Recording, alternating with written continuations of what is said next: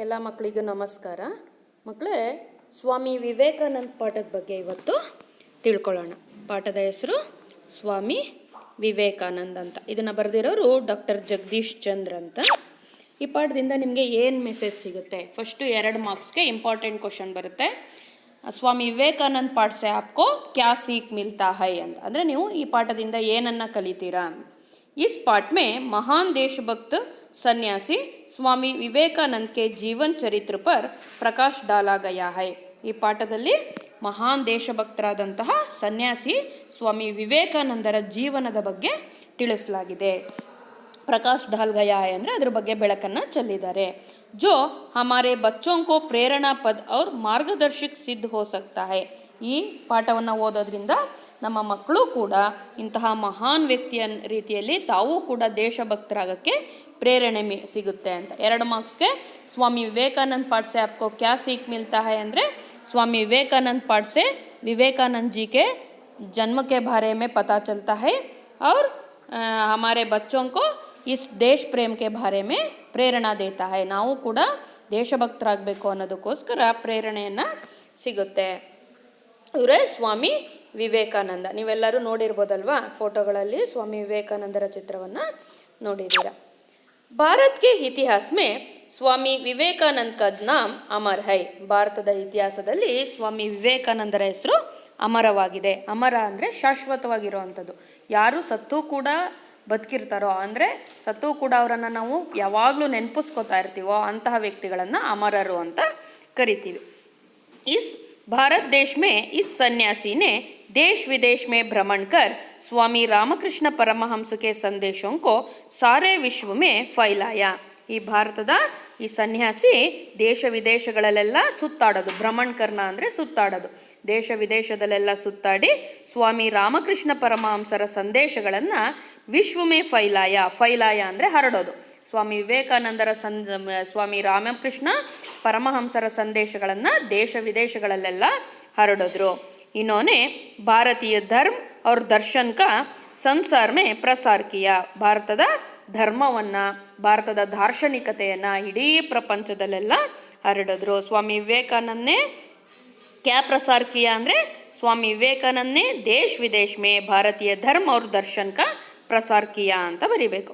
ಅವ್ರು ಸಮಾಜ ಸೇವಕ ವ್ರತ್ ಲಿಯಾ. ಮತ್ತು ಸಮಾಜ ಸೇವೆಯನ್ನು ಮಾಡಬೇಕು ಅನ್ನೋವಂಥ ವ್ರತವನ್ನು ಅಂದರೆ ಸಂಕಲ್ಪವನ್ನು ಮಾಡಿದ್ರು. ಸ್ವಾಮಿ ವಿವೇಕಾನಂದನೇ ಕ್ಯಾ ವ್ರತ್ ಲಿಯಾ? ಸ್ವಾಮಿ ವಿವೇಕಾನಂದನೇ ಸಮಾಜ ಸೇವಕ ವ್ರತ್ ಲಿಯಾ. ಅವ್ರ ಸಮಾಜ ಸೇವಕ ನಯಾ ಮಾರ್ಗ ದಿಕ್ಕಾಯ. ಸಮಾಜ ಸೇವೆಯನ್ನು ಈಗೂ ಕೂಡ ಮಾಡಬಹುದು ಅನ್ನೋದನ್ನು ಅವರು ತೋರಿಸ್ಕೊಟ್ರು. ಈ ಪ್ಯಾರಾದಲ್ಲಿ ಏನೇನು ಕ್ವಶನ್ ಬರುತ್ತೆ ಅಂದರೆ ಸ್ವಾಮಿ ವಿವೇಕಾನಂದ ಪಾಠ ಸೆ ಆಪ್ಕೋ ಕ್ಯಾ ಸೀಖ್ ಮಿಲ್ತಾ ಹೈ. स्वामी विवेकानंद पाठ से हमें यह सीख मिलता है कि महान देशभक्त के जीवन चरित्र के बारे में मालूम होता है और साथ ही देश प्रेम की बच्चों को देश प्रेम की प्रेरणा मिलता है. ಅದು 2 ಮಾರ್ಕ್ಸ್ ಕ್ವಶನ್. ಈ ಪ್ಯಾರಾದಲ್ಲಿ ಏನು ಕ್ವಶನ್ ಬರುತ್ತೆ ಅಂದರೆ ಸ್ವಾಮಿ ವಿವೇಕಾನಂದನೇ ಕ್ಯಾ ವ್ರತ್ ಲಿಯಾ? ಸ್ವಾಮಿ ವಿವೇಕಾನಂದನೇ ಭಾರತೀಯ ಧರ್ಮ और दर्शन का प्रसार किया और समाज सेवक ವ್ರತ್ ಲಿಯಾ. ಸಮಾಜ ಸೇವೆಯನ್ನು ಹೀಗೂ ಕೂಡ ಮಾಡ್ಬೋದು ಅನ್ನೋವಂಥ ಒಂದು ಹೊಸ ಮಾರ್ಗವನ್ನು ಸ್ವಾಮಿ ವಿವೇಕಾನಂದರು ತಿಳಿಸ್ಕೊಟ್ರು. ಇಲ್ಲಿ ಫೋಟೋ ತೋರಿಸ್ತಾ ಇದ್ರು, ಇವರೇ ರಾಮಕೃಷ್ಣ ಪರಮಹಂಸರು. ಇವರ ತತ್ವಗಳನ್ನು, ಇವರ ಸಂದೇಶಗಳನ್ನು ಇಡೀ ಪ್ರಪಂಚದಾದ್ಯಂತ ಅವರು ಪ್ರಸಾರ ಮಾಡಿದ್ರು. स्वामी विवेकानंद ने क्या किया? स्वामी विवेकानंद ने देश विदेश में भ्रमण करके भारतीय धर्म और दर्शन का प्रसार किया. ಭಾರತದ ಸಂಸ್ಕೃತಿ ಮತ್ತು ಭಾರತದ ಧರ್ಮವನ್ನು ಇಡೀ ಪ್ರಪಂಚದಾದ್ಯಂತ ಹರಡಿದ್ರು. स्वामी विवेकानंद का जन्म 12 जनवरी 12 1863 को कलकत्ते में एक ಕಾಯಸ್ತ್ ಘರಾನೆ ಮೇ ಹುವಾ. ಸ್ವಾಮಿ ವಿವೇಕಾನಂದರ ಹುಟ್ಟಿದ್ದು 12 ಜನವರಿ 1863 ಇಸ್ವಿಯಲ್ಲಿ ಕಲ್ಕತ್ತಾದಲ್ಲಿ ಒಂದು ಕಾಯಸ್ತ್ ಅಂದರೆ ತುಂಬ ಅಭಿವೃದ್ಧಿ ಹೊಂದಿರುವಂಥ ಕುಟುಂಬ, ಅಥವಾ ಇನ್ನೊಂದು ಅರ್ಥ ಏನು ಹೇಳ್ತಾರೆ ಅಂದರೆ ಪ್ರತಿಷ್ಠಿತ ಮನೆತನ ಅಂತ. ಕಾಯಸ್ತ್ ಅಂದರೆ ಪ್ರತಿಷ್ಠಿತ ಮನೆತನದಲ್ಲಿ ಹುಟ್ಟಿದ್ರು. ಘರಾನೆ ಅಂದರೆ ಕುಟುಂಬ ಅಂತ. ಉನ್ಕೆ ಬಚ್ಪನ್ ಕಾ ನಾಮ್ ನರೇಂದ್ರ ದೇವ್ತಾ. ಇವರ ಬಾಲ್ಯದ ಹೆಸರು ನರೇಂದ್ರ ದೇವ್. उनके पिताजी श्री विश्वनाथ दत्त कलकत्ता के एक प्रतिष्ठित वकील थे. ಇವರ ತಂದೆ ಹೆಸರು ವಿಶ್ವನಾಥ ದತ್ತ. ಅವರು ಕಲ್ಕತ್ತಾದಲ್ಲಿ ಒಬ್ಬ ಫೇಮಸ್ ಲಾಯರ್, ಪ್ರತಿಷ್ಠಿತ ಅಂದರೆ ಅತ್ಯಂತ ಪ್ರಸಿದ್ಧರಾದಂತಹ ವಕೀಲರಾಗಿದ್ದರು. ಸ್ವಾಮಿ ವಿವೇಕಾನಂದ का जन्म कब हुआ ಅಂತ 1 ಮಾರ್ಕ್ಸ್ ಕ್ವಶನ್ ಬರುತ್ತೆ. ಯಾವಾಗ ಆಯಿತು, ಕಬ್ ಅಂದರೆ ಯಾವಾಗ ಅಂತ. ಸ್ವಾಮಿ ವಿವೇಕಾನಂದ का जन्म 12 जनवरी 1863 में ಕಲ್ಕತ್ತೆ में हुआ. ಕಲ್ಕತ್ತಾದಲ್ಲಿ ಆಯಿತು. ಕಹಾ ಹುವಾ ಅಂತಲೂ ಸೇರಿಸಿದ್ರೆ ಕಲ್ಕತ್ತೆ ಅಂತ ಬರಿಬೇಕು. उनका बचपन का नाम क्या है ಅಂತ ಕೇಳಿದ್ರೆ उनका बचपन का नाम ನರೇಂದ್ರ ದೇವ್ है. ಬಚಪನ್ ಅಂದರೆ ಬಾಲ್ಯ, ಬಾಲ್ಯದ ಹೆಸರೇನು ಅಂತ ಕೇಳಿದ್ರೆ ನರೇಂದ್ರ ದೇವ್ ಅಂತ ಬರಿಬೇಕು. उनके पिताजी क्या काम करते थे? उनके पिताजी वकील के काम करते थे. ಅವ್ರ ತಂದೆ ಏನು ಕೆಲಸ ಮಾಡ್ತಾ ಇದ್ರು? ವಕೀಲರಾಗಿದ್ರು. उनके पिताजी का नाम लिखिए ಅಂತ ಕೇಳಿದ್ರೆ ವಿಶ್ವನಾಥ ದತ್ ಅಂತ ಬರಿಬೇಕು. ಶ್ರೀ ವಿಶ್ವನಾಥ ದತ್ ಅವರು ಫೇಮಸ್ ಲಾಯರ್ ಆಗಿದ್ರು. उनके माता का नाम श्रीमती भुवनेश्वरी देवी. ಅವರ ತಾಯಿ ಹೆಸರು ಶ್ರೀಮತಿ ಭುವನೇಶ್ವರಿ ದೇವಿ. ಧರ್ಮಪಾರಾಯಣ್ ಮಹಿಳಾತಿ ಅಂದರೆ ಧರ್ಮವನ್ನು ಪರಿಪಾಲಿಸುವಂತಹ ಮಹಿಳೆಯಾಗಿದ್ದರು. ಉನ್ಕೆ ಮಾತಾ ಪಿತಾ ಕಾ ನಾಮ್ ಕ್ಯಾ ಹೈ ಅಂತ 2 ಮಾರ್ಕ್ಸಿಗೆ ಬರುತ್ತೆ. ಉನ್ಕೆ ಮಾತಾ ಭುವನೇಶ್ವರಿ ದೇವಿ, ಅವ್ರ ಪಿತಾ ಕಾ ನಾಮ್ ಶ್ರೀ ವಿಶ್ವನಾಥ್ ದತ್ ಜಿ ಹೈ ಅಂತ ಬರಿಬೇಕು. ಅರ್ಥ ಆಗಿದೆ ಅಲ್ವಾ ಮಕ್ಕಳ ಈ ಪ್ಯಾರಾಗ್ರಾಫು? ಇವರೇ ಭುವನೇಶ್ವರಿ ದೇವಿ.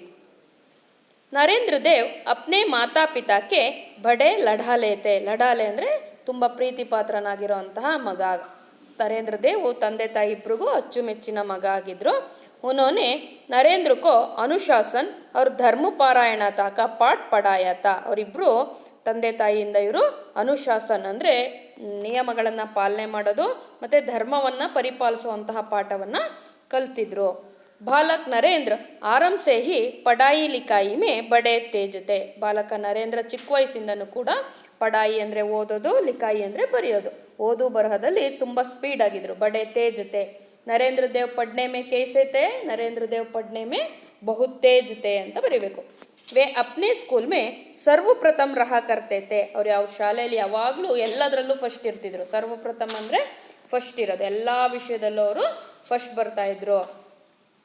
एंट्रेंस परीक्षा में भी अपने स्कूल के छात्रों में से केवल नरेंद्र ही प्रथम श्रेणी में उत्तीर्ण हुए थे. ಇಡೀ ಸ್ಕೂಲಲ್ಲಿ ಅವರು ಎಂಟ್ರೆನ್ಸ್ ಎಕ್ಸಾಮಲ್ಲಿ ಎಲ್ಲ ವಿದ್ಯಾರ್ಥಿಗಳಿಗಿಂತ, ಛಾತ್ರು ಅಂದರೆ ವಿದ್ಯಾರ್ಥಿಗಳು, ಎಲ್ಲ ವಿದ್ಯಾರ್ಥಿಗಳಿಗಿಂತ ಇವರೊಬ್ಬರೇ ಫಸ್ಟ್ ಉತ್ತಮ ಶ್ರೇಣಿಯಲ್ಲಿ, ಪ್ರಥಮ ಶ್ರೇಣಿಯಲ್ಲಿ ಉತ್ತೀರ್ಣರಾಗಿದ್ದರು. ಬಾದ್ ಮೇ ಉನ್ಹೋನೆ BA की ಉಪಾಧಿ ಪ್ರಾಪ್ತ್ ಕಿ. ನಂತರ ಇವರು BA ಪದವಿಯನ್ನು ಕೂಡ ಗಳಿಸಿದ್ರು. अध्ययन काल में उनकी सबसे अधिक रुचि व्याख्यान देने और विचारों के आदान प्रदान करने में थे.